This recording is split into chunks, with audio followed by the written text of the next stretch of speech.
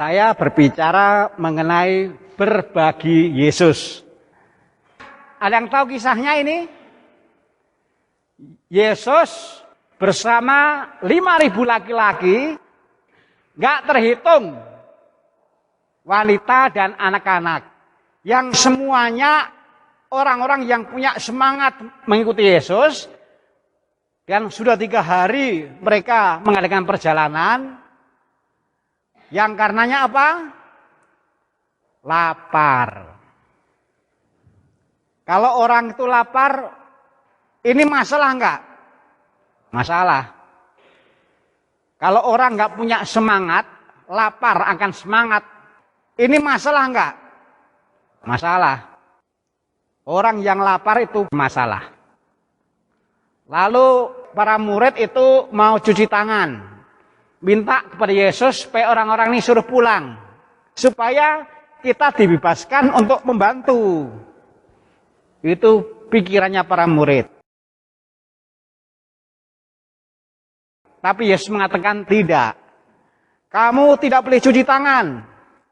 Kamu harus berbagi kebaikan. Kamu harus berbagi kasih. Kamu harus memberi makan. Orang harus punya tanggung jawab sosial. Maka keluar. Tidak menjadi orang yang egois yang hanya mikirin diri sendiri. Juga harus memikirkan orang lain. Kita beri tepuk tangan atas kedatangan minuman.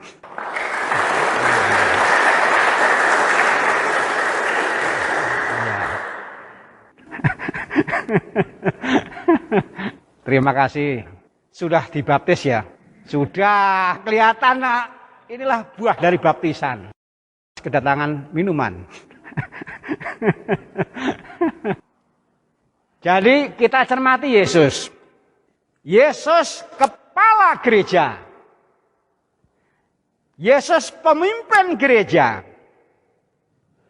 Yesus yang menjadi komandan, yang mengatur hidup kita, adalah sosok yang hatinya itu penuh belas kasih.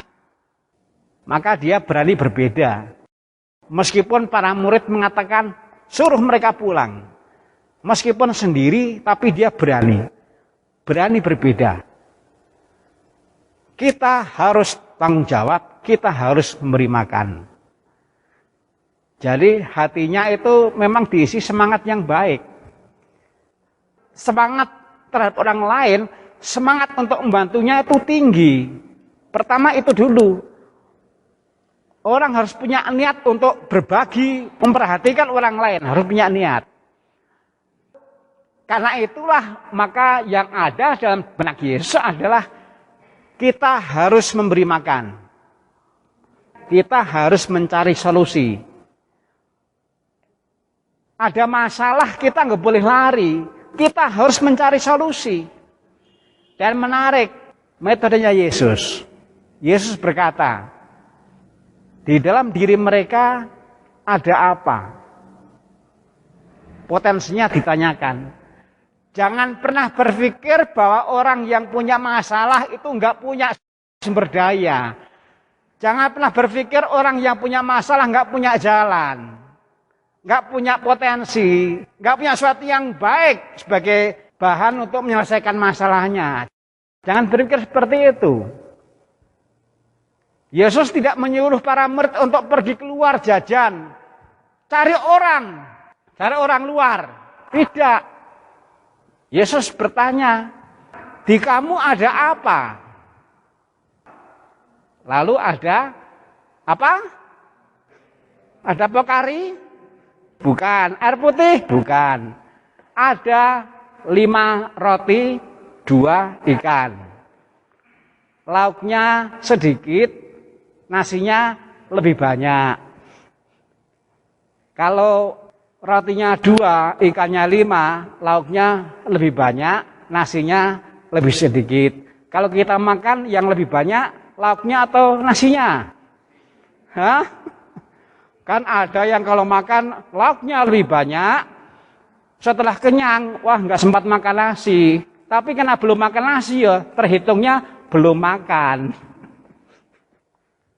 Jadi Yesus itu ada masalah tapi berpikir di kamu ada apa? Dan ternyata ada.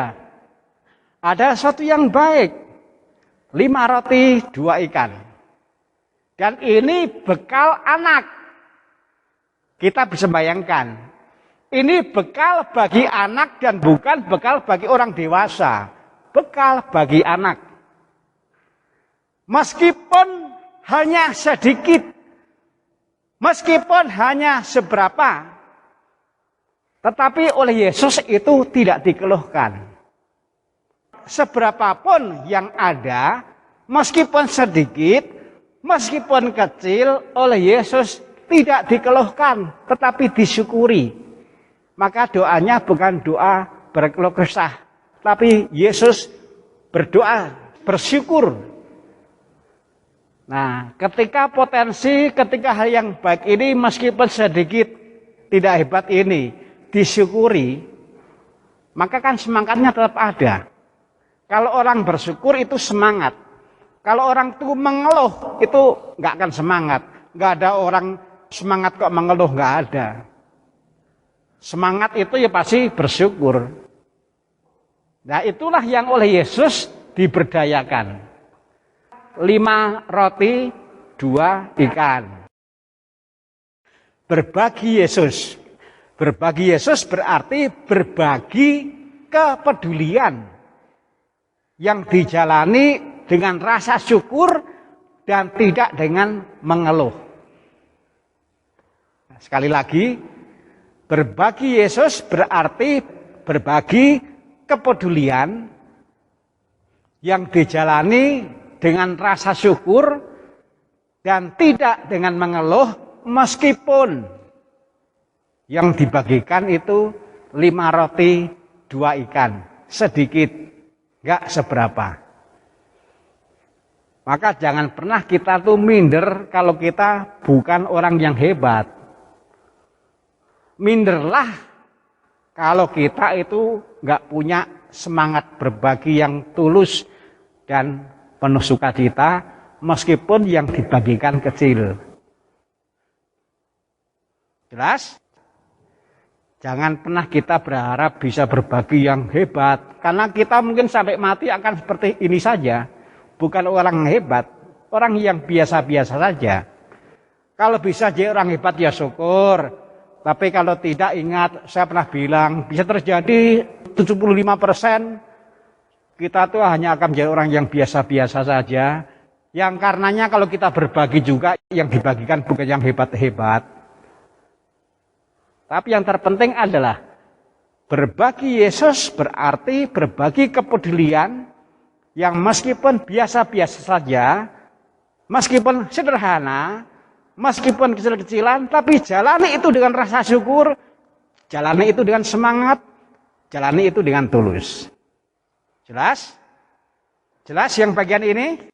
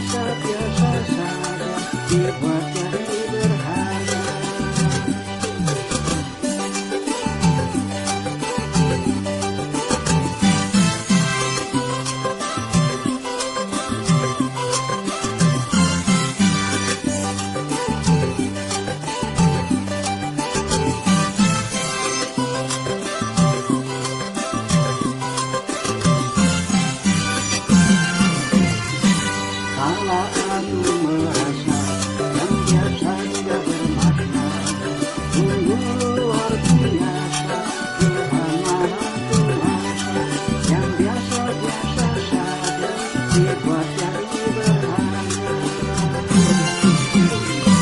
Kalau aku merasa yang biasa juga bermakna, sungguh luar biasa Tuhan Maha Kuasa, yang biasa-biasa saja dibuat jadi berharga. Sederhana, sederhana, yang bukan sulit, yang sederhana.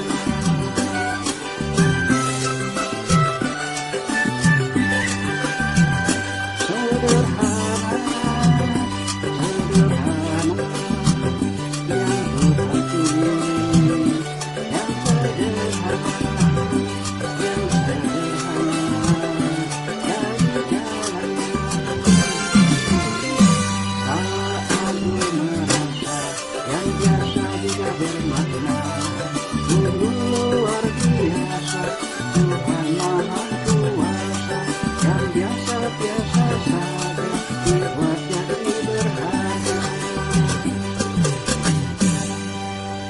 Sungguh luar biasa Tuhan Maha Kuasa, yang biasa-biasa saja dibuat jadi berharga.